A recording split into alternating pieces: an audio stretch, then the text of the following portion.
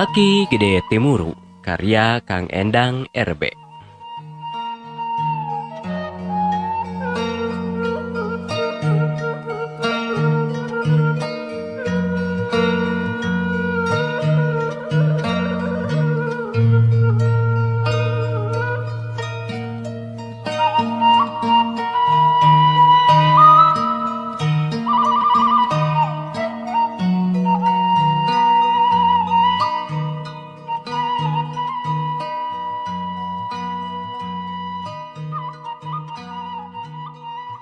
Ngadenge cecaritaan pamajikan anu keukeuh meredih hayang indit gawe ka Saudi.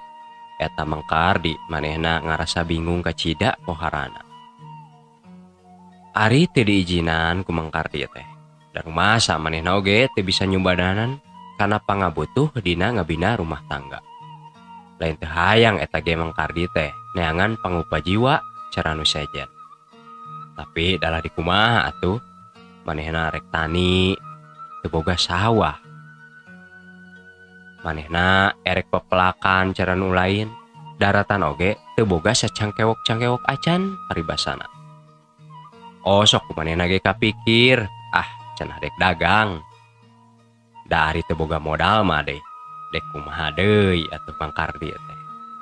Ari manehna erek ngijinan pamajikanana nyaeta Nyi Olis gawe di Saudi teh. Sok sieun manehna teh kabengbat ku lalaki sejen di tempat pagaweanana.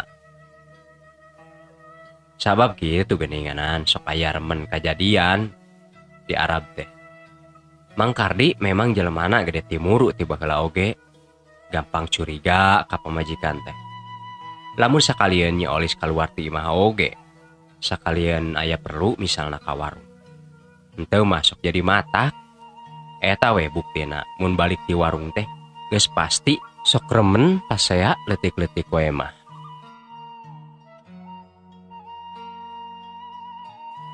Sanggeus sababaraha poe dipikir bulak-balik ku Mang Kardi kana tujuan Nyi Olis teh nu hayang gawe jadi TKW. Nu akhirna mah eta Mang Kardi teh eleh deet. Ngan manehna mere syarat kanu jadi pamajikanana teh. Ieu cenah pokna mah. Oh Nyai, keun bae ku akang rek diijinan. Ngan kade we nya ulah kagoda komo kabengbat ku lalaki sejen mah. Kitu paribasa. Are akang moal atuh, tembal Nyi Olis.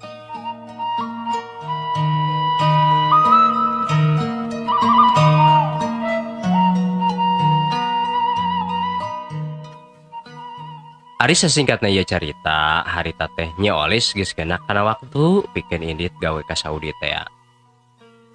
Dina waktu nu samporet eta Mang Kardi pas nalika Nyi Olis dek ini teh ngagusur la pamajikanana ka jero kamar. Tuluy eta Mang Kardi teh titah nyingsatkeun baju pamajikanana nepi ka semet dada. Tuluy eta pelebah bujal nepi ka semet tarang baga kira-kira. Eta Nyi Olis ku Mang Kardi beteungna di gambaran. Nu teu aya lian gambarna teh gambar gajah ku supidol warna hideung. Nya eta Nyi Olis harita teh rada heran kana kalakuan Mang Kardi seperti kitu teh. Nya nu akhirna manehna nanya, Kang, nanaonan ieu teh? Bet Nyai di gambaran nu kieu patut? Kitu pokna. Ari Mang Kardi manehna kur bisa nyarengeh seuri ngadenge pertanyaan kitu teh. Pok harita ge Mang Kardi nembal kanu jadi pamajikanana. Yo Nyai, ampura euy akang. Lain teu percaya akang teh ka Nyai. Ngan ieu mah ngajaga bisi we atuh. Jeung di akang oge hayang yakin hate teh, hayang reug-reug. Maksana kumaha Kang? Nya kieu maksud akang teh. Lamun ke Nyai geus balik deui ka Indo, tah nya heg gambar gajah ieu henteu leungit. Eta teh nandakeun Nyai teh henteu nyeleweng ti akang.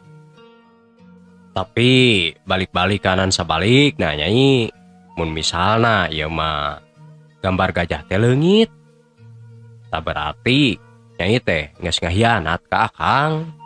Kitu ceuk Mang Kardi.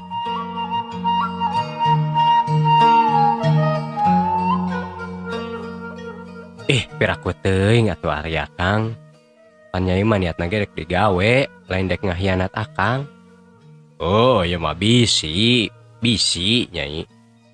Nya harita teh teu kapapanjangan deui. Da ku sabab rusuh oge Nyi Oni teh geus aya nu ngajemput di pihak PT.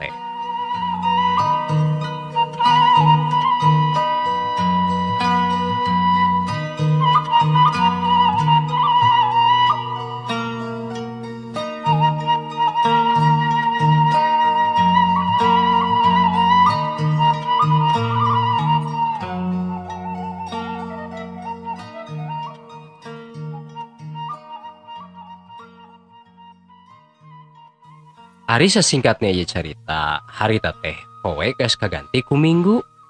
Minggu geus tepung jeung bulan. Bulan oge geus kaganti ku taun. Kurang leuwih harita teh eta Nyi Olis gawena di Arab teh geus nincak deui kana 3 taun.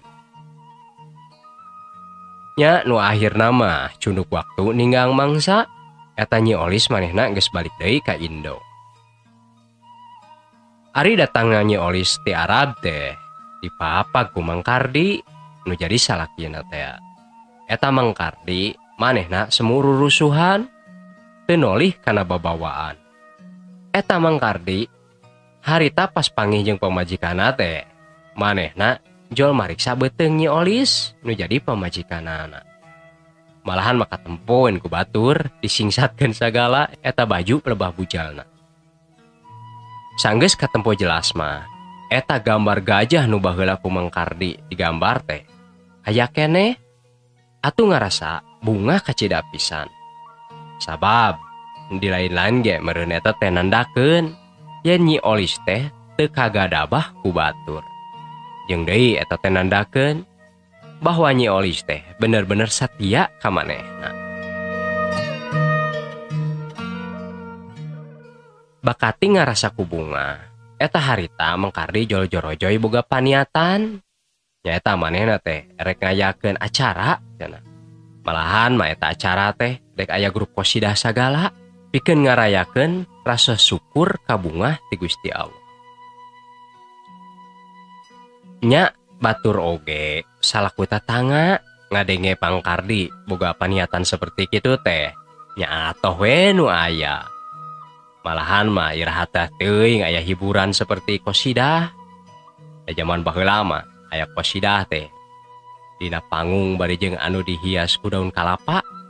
Tuluy we make kertas eno geuninganan sisi-sisina teh dibuleud-buleud da kitu nya para wargi. Bari jeung speaker teh speaker langsung ditemakanna memran teh sanes sistem. Da seueur atuh nu lalajo teh. Tah kitu deui cara dina carita ieu. Malahan macana aya beja yang nudek nonton oge henteu mah ti unggal sikluk lemur oge aya.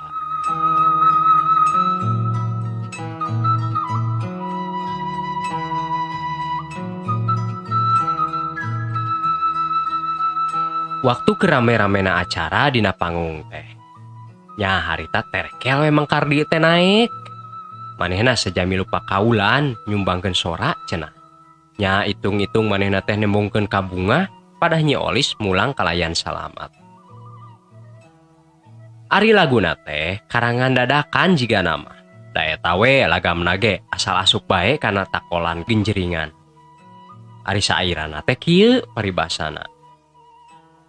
Gajah tidak hilang dihapus orang.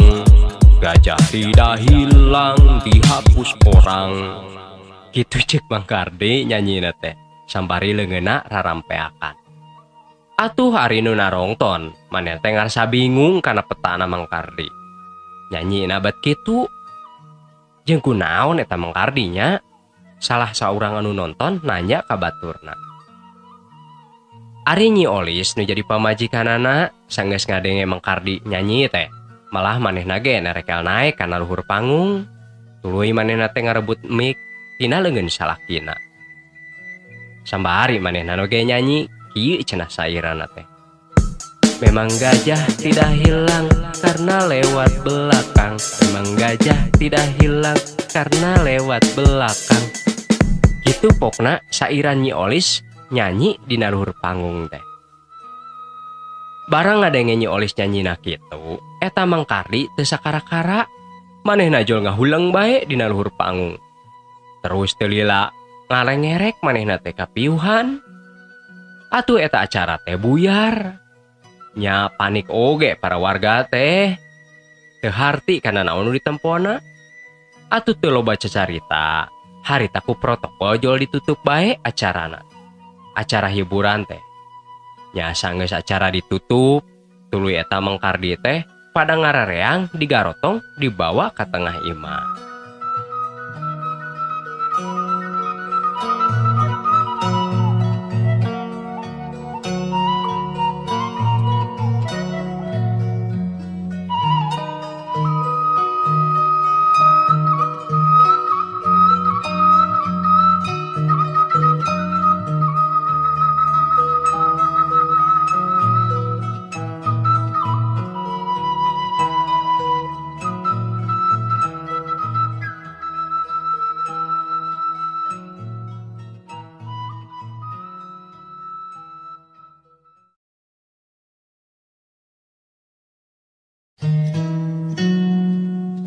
Sakedap deui bari dipidangkeun carita dongeng Sunda nu dirope ku Kang Daya Aditya Ijuki Sunda.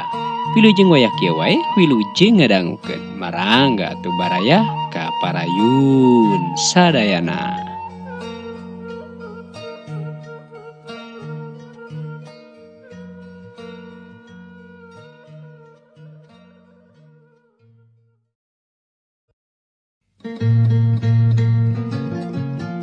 Nu tepung di Imah Dukun karya I Asikin.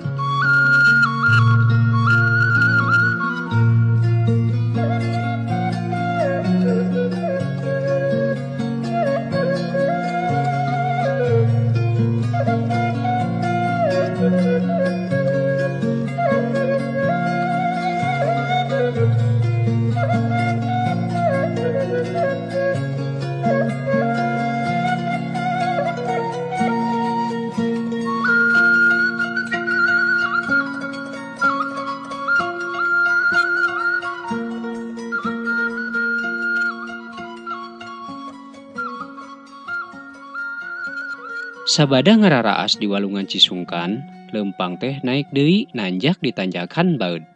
Rada jag-jag kuring teh ari tos meuntas walungan mah.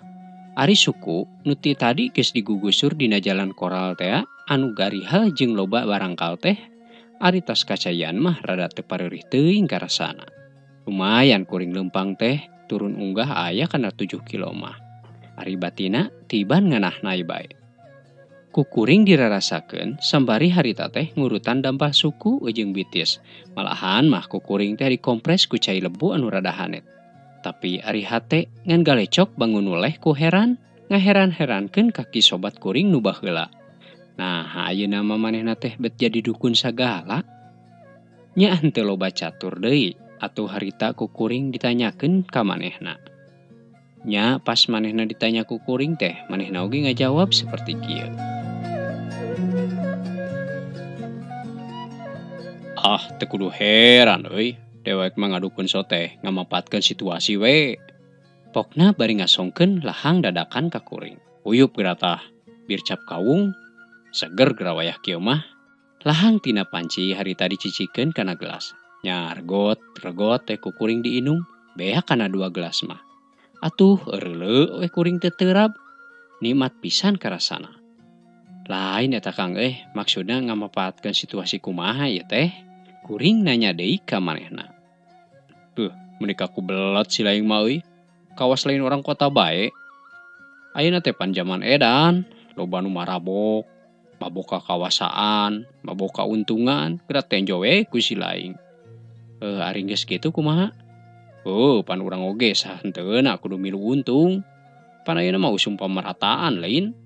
Tah ku carana kieu teh, ku jalan ngadukun teh berkah hirup kuring ayeuna mah kakeceretan ku rezeki tinu baleunghar teh.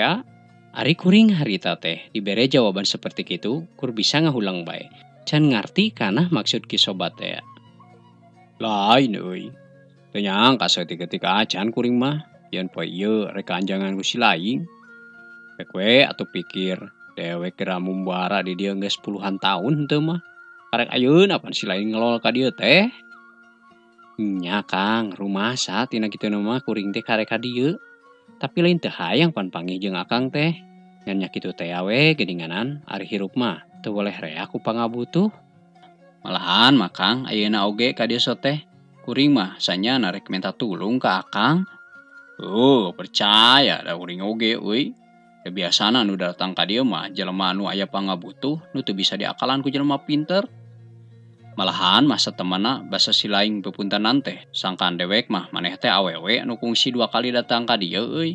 Tapi teu nyangka geuning si laing nu datang. Kitu pokna manehna ngomong ka kuring. Ari ngomong kitu teh manehna sambari ngusiwel ngaluarkeun buku tina sakuna anu dibungkus ku plastik leutik. Tah geura euy, ilikan ieu teh ngaran-ngaran jelema. Anu sakabeh datang ka dieu ku kuring ditulis ti mimiti ngaran, alamat, tanggal ka dieu jeung tanggal iraha manehna kudu balik deui ka dieu. Kitu ceuk manehna deui ka kuring. Ari kasakitan teh naon ieu teh Kang jelema teh? Rupa-rupa ari kasakit jeung tujuanna mah.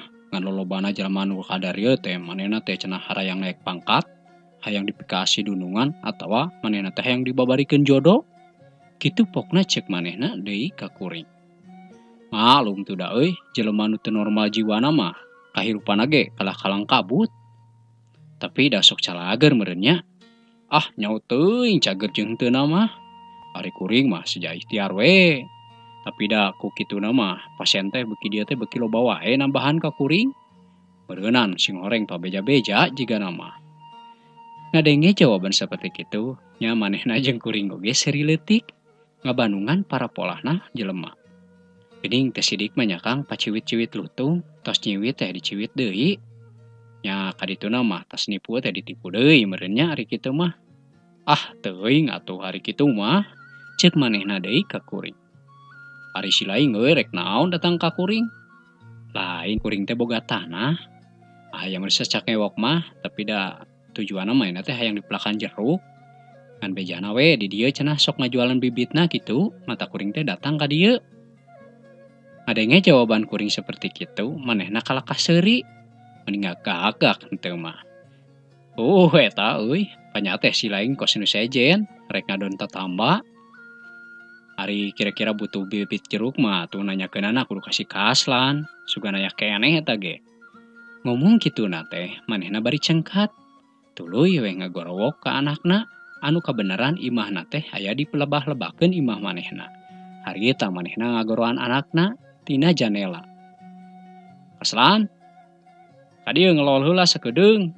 Kitu ceuk manehna ngagoroan anakna nu aya di imah lebah. Aya naon, Pak? Lain eta euy, bini jeruk teh aya keneh. Aya, Pak. Kana 100 tangkalan deui mah jigana mah kurang leuwih lah sakitu. Syukur atuh aya mah. Agehan we anu baradagna unggul, ieu keur kirimeun ka urang dayeuh. Kitu ceuk sobat ka anakna. Kang tong loba-loba teuing da tanahna oge ngan satapak peucang. 10 tangkal we kuring mah cukup. Kitu ceuk kuring ka manehna. Banyak teh puluhan hektar. Puluhan hektar di mana Kang? Mesingna kuring teh naon? Ari geus kitu mah, geur bae manehna jeung kuring teh ngadongeng ngaler ngidul. Pahit cenah perjalanan hirup ki sobat teh. Make ngalaman buburuh dagang es lilin sagala. Manehna teh ngajingjing termos kawas bolon. Ari hasilna ngan ukur bisa meuli beas sapoeun. Lila mah manehna teh pangangguran. Ngisi waktu dina pangangguran manehna teh diajar nyangkok, ngisian tanah teh tinggal mitohana. Nu di lamping, nu di pasir, anu geus parinuh ku jukut jeung eurih. Nya teu lilah mah ku manehna dikeureuh we dipaculan, dipiara. Eurih anu ngagegedeg teh beak ka akar-akarna didurukan ku ki sobat.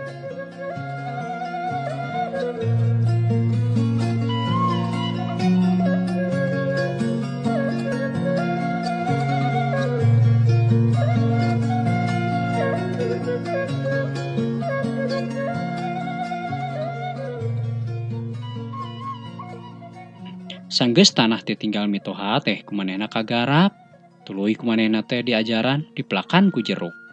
Dina jero satahun leuwih teh geus ngahasilkeun kulantaran hirup ki sobat teh kekereuheut. Atuh ayeuna mah manehna ge geus boga kebon jeruk sorangan. Jeung kacidaragana deui sakitu mah keur ukuran kebon jeruk teh. Aya kana 2 hektar mah. Ari geus net-netan kitu mah ger bae manehna teh pada ngomongkeun yen ki sobat teh sabenerna mah hirup bisa maju teh alatan manehna sok tatambah ka dukun. Daek tatanya kanu aruninga kitu basana mah. Teu kapalang manehna teh disangka munjung sagala cenah ka gunung. Ari ngadenge babasaan seperti kitu mah ki sobat terambil pusing. Nya manehna mah kalah ngahajekeun bae. Malahan mah manehna sorangan ayeuna nu jadi dukun. Kapalang disangka goreng cenah. Cek manehna ka kuring.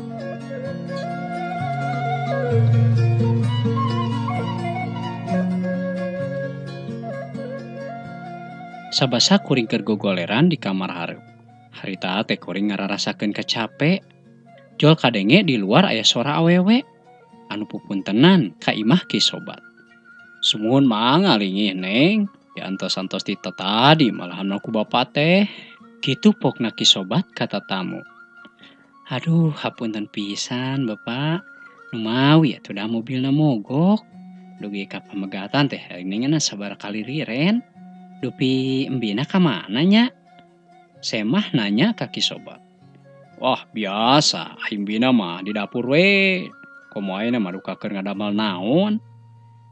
Dupi kitu mah panginten bade permios heula, bade bade masihan oleh-oleh sakedik. Kitu pokna sembari manehna terengku sopan, leumpang muru ka dapur. Bangun geus apal pisan kana eta tempat teh.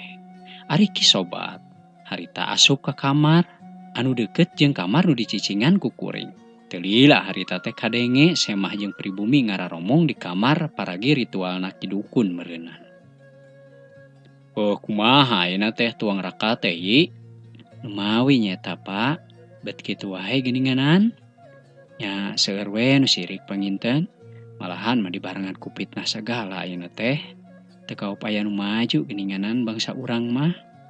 Ayeuna teh bade dialihkeun di pengbagian anu garing pisan. Ke. Maksud si Nyai teh garing kumaha? Sumuhun garing maksud teh teu cikruh sapertos dipayun geuninganan. Kutan nganggo aya istilah garing sagala aya namanya usaha teh. Sumuhun Pak, panti payun mah pun lanceuk teh kalarasan dipercanten nyaeta nyepeng bagian patempatan pagawe. Ari ayeuna geura keur dipercanten bagian arsip. Pan ngagajelokna ge sanes lumayan. Ari ki dukun manehna unggut-unggutan harita teh. Tandana ngarti meureun kana maksud anu diobrolkeun ku awewe ngora teh.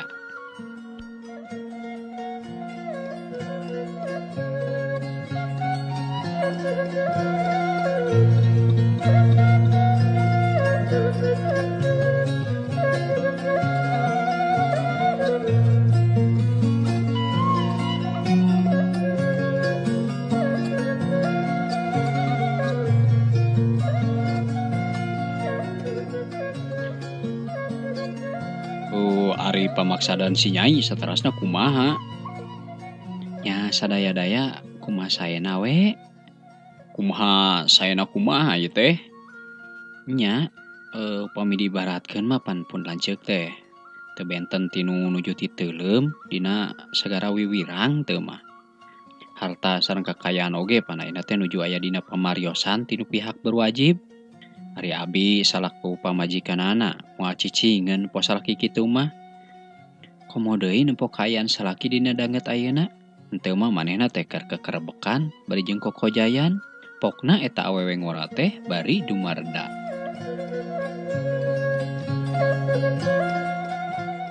Leres Nyai kitu. Di lain-lain ge Nyai mah istri satia, kayung yun keur geulis teh. Kitu ceuk ki sobat ka awewe ngora teh. Nya kitu musik dina pewayangan mah si Nyai teh Sri Kandi nya Abah. Kitu ceuk pamajikanana ki sobat teh. Milu nimrung manehna ge da harita kadenge pisan jelas ngobrolna. Pan bareto mana pan si Neng ka dieu teh minta tulung dumeh tuang rakana palai dialihkeun kana bagian nu seueur penghasilan cenah. Areuna gerang geus laksana Malahan manggeus beunghar ka tempona oge.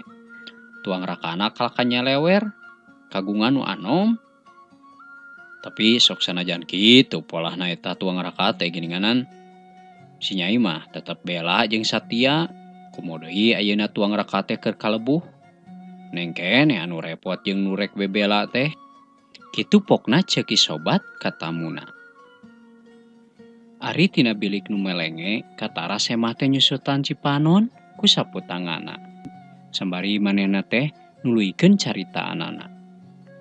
Nuhun Abah, menika santeuna manehna teh nyolok mata pisan duda. Harita mah manehna teh kawinna teh jeung pagawe bawahanana anu memang jeung abdi oge parantos wawuh eta awewe teh. Kitu anu kadenge ku kuring.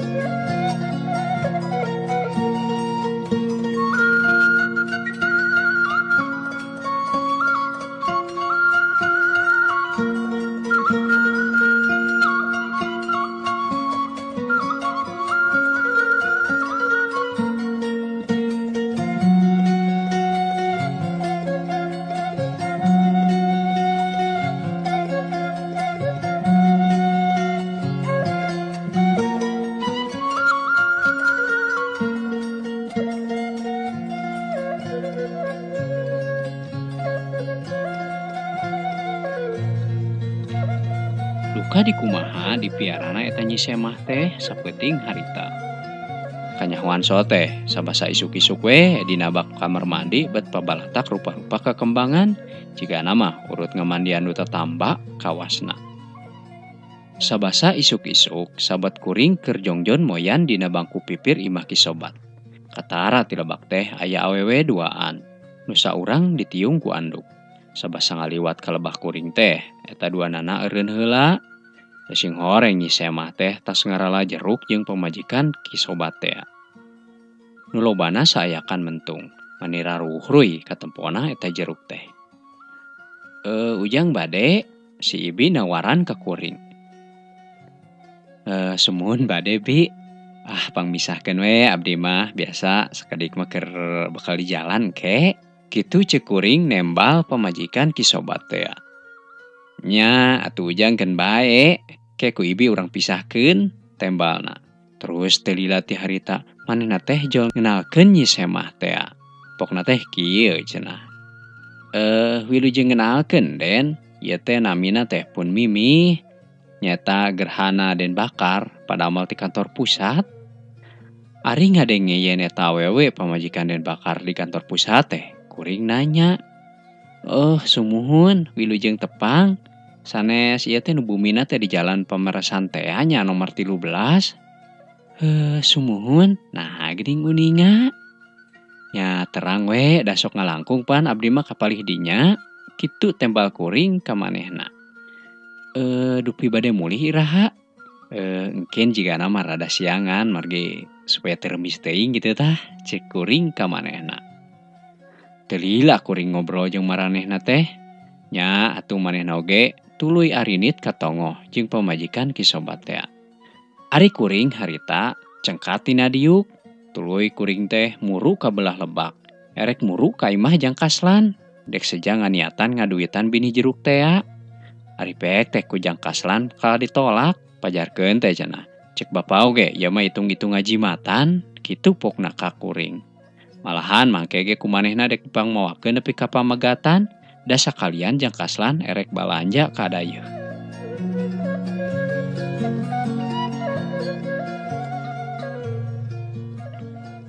Sakira wanci jam 8 isuk-isuk. Sanggeus sarapan kuringnya pambitan. Nu tadina mah rencana terek balik nyorangan. Tapi bet jadi duaan geuning. Da kusabab Neng Mimi oge ngilu balik. Nurut ludeung cenah. Ujang kadenya ieu mi HP. Cek pamajikan ki sobat ka kuring. Sambari manehna teh seri. Keun bi lah sing percaya ka kuring. Kitu kukuring ditembal teh. Ari di jalan mimiti mah pabetem-betem kuring jeung manehna teh. Nu kadenge ngansor sapatu we dina jalan koral anu garihal. Ari kuring jeung manehna bisa lempang-lempang soteh bobohan we nutur-nutur tapakan nu geus lidig urut batur. Ari nu saterusna mah babaduyan we mapai jalan satapak. Manehna ti heula kuring pandeuri. Duh ieu teh mudun kumudun nanya Kang matak ti kusruk. Kaditukeun nanjak menika cidangah hegakna. Kitu ceuk Neng Mimih ngamimitian muka carita. Nya kitu teh Neng. Di dunia mah pan teu aya nu langgeng, ceuk kuring nembal ka manehna. Nya Kang, ream nya mun unggal dinten kedah ka dieu. Teu cara di kota pan teu tumpakan burber indit ka ditu ka dieu ge babari. Puguh oge Neng. Da ai kota mah pan keur jelema nu senang, nu seueur artos. Ari keur pasisian model kieu mah keur jelema nu jiwana parantos tentrem. Teu galider ku titinggalan, ku dadanguan, anu sok ngarobeda, ceuk kuring ka manehna. Dupi bapak teh, teu damang naon, manehna nyebut bapak ka kuring. Berekah teu kunanaon abdi mah. Geuning ngresakeun kaki dukun. Muhun, ngan abdi mah da sanes tetamba. Ngan ieu we butuh ku binih jeruk. Manawi teh manawi kumaha? Nya manawi teh sapertos abdi kitu tembalna. Teu hayang tatalepak kuring teh da peuting ge sabenerna mah geus ngadenge. Ari sasingkatna ieu carita, harita teh beak tanjakan baeud. Atuh pudunan oge geus katempo, malahan mah eta wahangan Cisungkan teh geus nemres katempo ku kuring.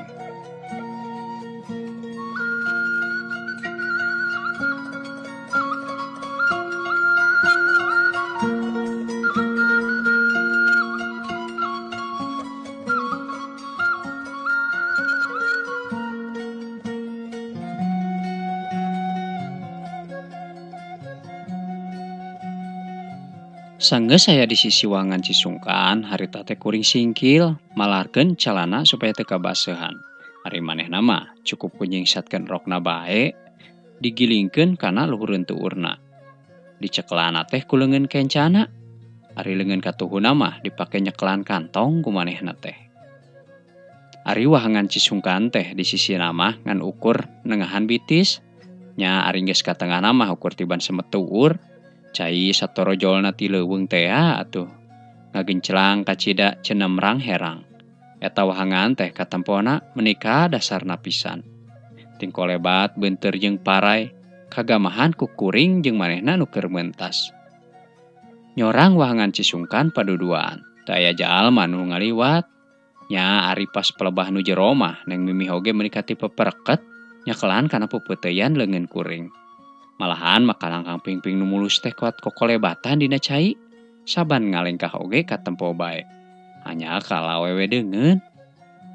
Bareng geus nepi ka peuntas, reg ngarandeg. Pas pisan dina pelebah batu nu nemrak. Nya pelebah dinya sukuna nu baraseuh teh disusutan ku manehna ku saputangan. Sanggeus nyorang wahangan Cisungkan mah, ayeuna mah jalan teh geus tinggal datarna. Malahan mah kenca katuhun jalan teh pinuh ku pahumaan. Anu parena teh garek kumunda katempona oge. Tinggeleber di dinya teh ti kukur kagerewahkeun ku kuring. Diselang-selang oge kucing torolongna puyuh anu meuntasan jajalaneun. Duh, ku sayeuna we aya rencang. Upami nyorangan mah moal wantun, abdi teh ngalangkung ka dieu saleresna mah. Komo daerah nu palih payuna mah menika caneom kapilarina ge. Kitu ceuk manehna muka deui carita. Dupi kamari sareng saha ngalangkung ka dieu teh? Nya sareng rombongan nu tos balanja ti dayeuh tembalna. Sabasa reureuh dina catang sisi jalan, manehna nanya, "Dupi akang teh tos kagungan putra?" Putra ti mana, Neng? Bojo ge teh acan gaduh. Nya Kang nu leres. Leres pisan akang mah teu acan. Paingan atuh. Paingan kumaha? Nya paingan basa abdi ngiring muntang ka salira mending ngadeg-deg. Kitu pokna teh. sambari nyusutan kesang anu ngagarajag. Salaresna mah Neng, kapungkur teh kantos abdi ge ngarencana gaduh bojo. Malahan mah parantos saprukeun pisan kana akad nikah teh. Dumadakan atuh da kalah kabujeng disamber heulang. Paingannya saur sepuh, bojo mah gegeberan pati, kitu ceuk kuring ka manehna. Disamber heulang kumaha maksudna teh Kang? Nya dikawin ku dununganana, leheung mun awet mah, ieu mah pan teu acan sasasi-sasasi acan parantos dipirak deui geura. Kutan, ku dununganana nya. Muhun ku dununganana. Duh, ku teu teuingeun nya Kang.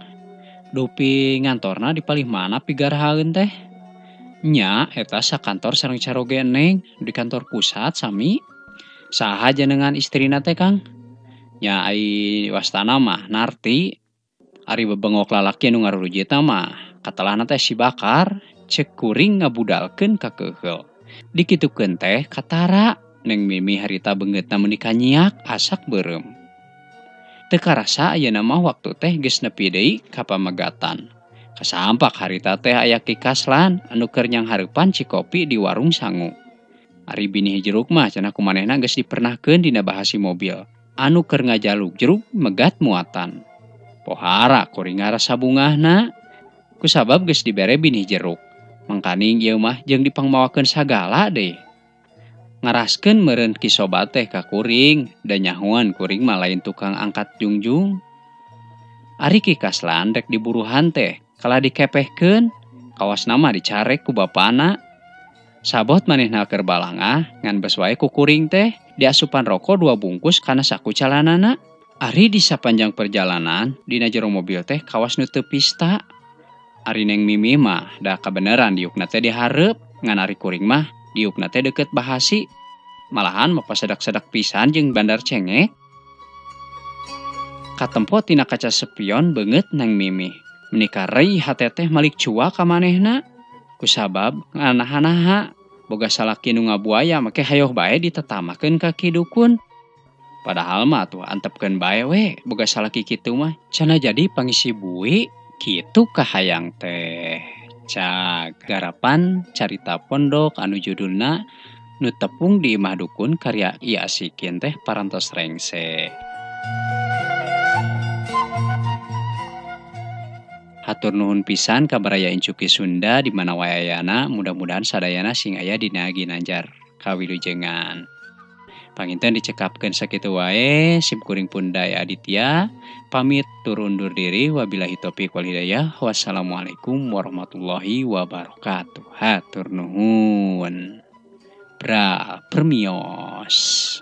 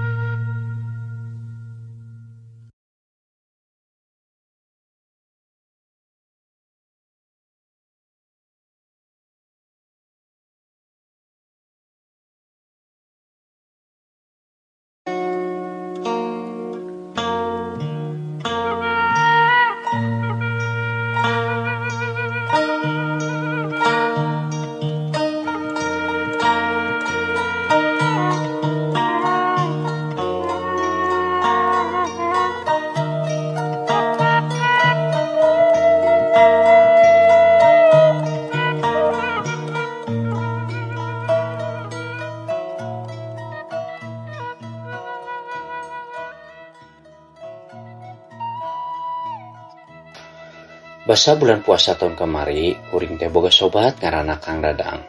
Moal poe teh boleh layet, kahilir kagirang oge. Kuring teh rajin bebarengan jeung Kang Dadang. Henteu masa kokop sainung saking kulayet-layetna. Dina hiji waktu, kuring ditita nyerpis di hiji imah kudunungan. Wayahna kudu monok moek cenah. Da puguh jauh ti lembur eta pagawean teh. Teu mungkin kuring jeung Kang Dadang ari kudu bulak balik ka imah. Saberesna kuring digawe jeung Kang Dadang di poean pertama. Tuluy harita teh wanci geus nincak magrib. Nya ngaranna ge di lembur batur, kudu bisa mihapekeun diri paribasana mah. Sanggeus kuring jeung Kang Dadang teh saged lempang ngajugjug ka hiji masjid anu teu jauh ti tempat pagawean. Sarengsena kuring jeung Kang Dadang salat magrib. Ngahaja kuring teh teu baralik, ngadon we nungguan waktu isya. Malah mah kuring teh sempet ngobrol jeung sesepuh di eta lembur. Akhirna mah kuring teh beuki layeut, ngaler ngidul sagala diobrolkeun. Ti mimiti nanya ngaran, nepi ka lembur padumukan di mana cenah. Nu akhirna manehna teh ngajak monok we di imahna.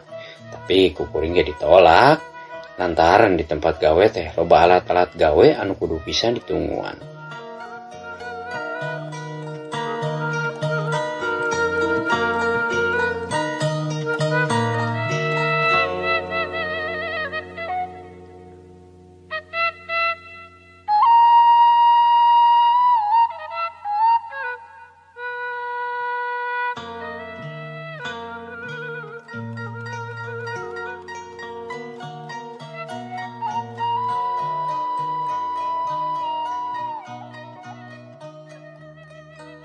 Teu karasa harita teh waktu geus nincak wanci isya.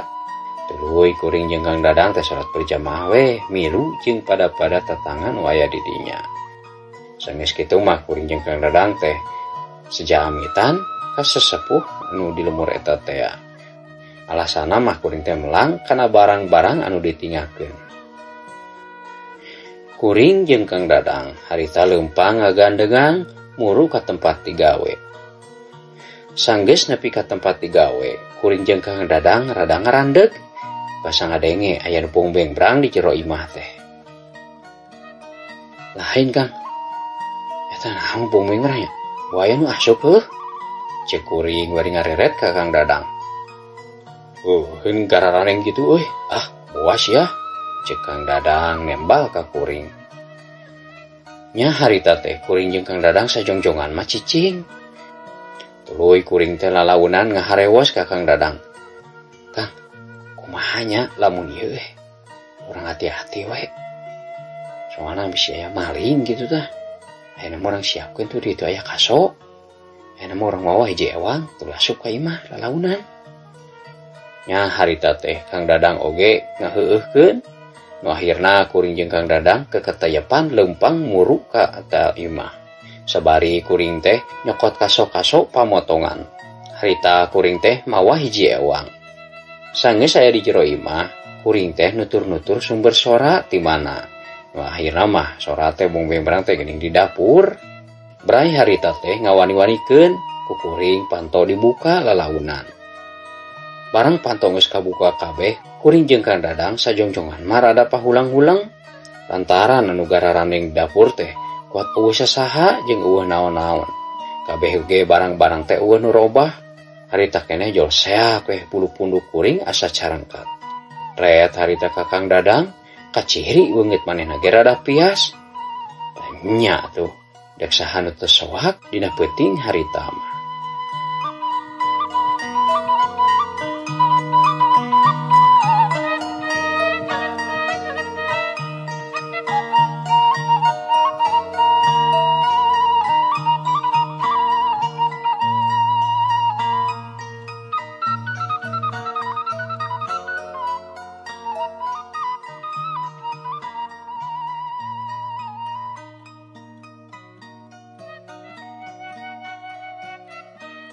Lain we, buah-buah eta mah jurig.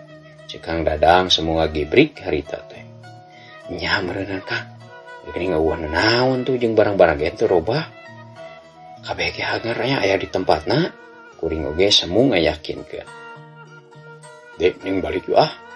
Kuring mah rada sieun ieu teh. Cek Kang Dadang deui bari nyeklan leungeun kuring. Lain aya Kang balik ka mana? Panangkot ge we kieu mah eueuh. Bae da moal pae ku jurig meureun. Tembal kuring ngabeberah. Hari masalah sieun mah. Da kuring ge sarua sieun Kang. Dah tuh da ngaranna ge jelema tuh. Cek kuring nuluykeun caritaan. Sanggeus apal nu kadenge ukur suara wungkul tanpa jirim. Nya kuring oge yakin eta di imah teh aya nu nyecingan. Sabab cek beja mah imah eta teh geus kosong mang tahun-tahun. Ari sasingkatna ieu carita, harita wanci maju geus ka tengah peuting, ngebongbeng berang oge anger we beuki meja. Beuki rame malahan mah. Ditambah deui ku sora anu laleumpang keketeplakan make sendal cepit. Kuring jeung Kang Dadang ngamankeun diri di hiji kamar anu kira-kira aman we cek kuring mah.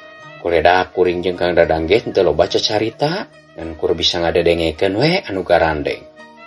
Paharat teu manapi ka isuk waktu harita teh. Kuring jeung Kang Dadang teu bisa sare. Kang Dadang mah komo kaciri pisan piasna teh.